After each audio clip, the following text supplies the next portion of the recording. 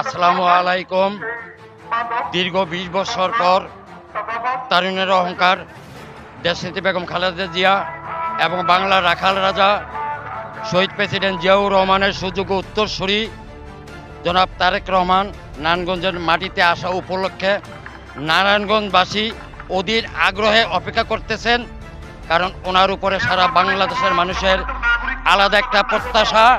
কারণ বাংলাদেশ যে ফ্যাসিস্ট সরকারের কবল থেকে মুক্তি পেয়েছেন, সেই মুক্তি পেয়ে বাংলাদেশ সামনের দিকে উন্নয়ন অগ্রগতির দিকে এগিয়ে যাবে।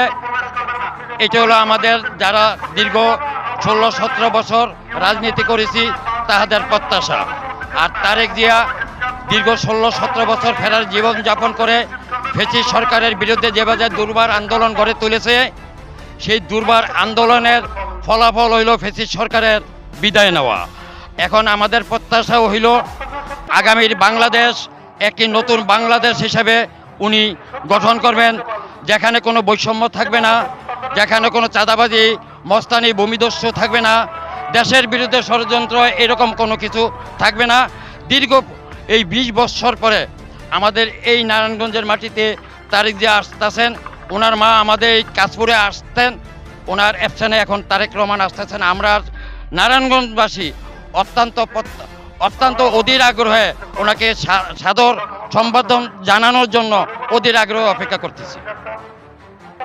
বিএনপি ক্ষমতায় আসলে ওনার কাছে আমাদের প্রত্যাশা ব্যাপক, কারণ শহীদ প্রেসিডেন্ট জিয়াউর রহমান যেভাবে দেশ পরিচালনা করছেন, দেশনেত্রী বেগম খালেদা জিয়া যেভাবে দেশ পরিচালনা করছেন, ওই ফ্যাসিস্ট সরকার থেকে যেভাবে বিদায় করেছেন, ওনার কাছে আমাদের প্রত্যাশা সুখী সমৃদ্ধিশালী রাষ্ট্র গঠন করবে।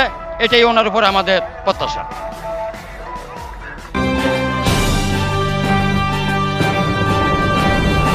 বাংলার সময় ব্রেকিং নিউজ ২৪ ঘন্টা।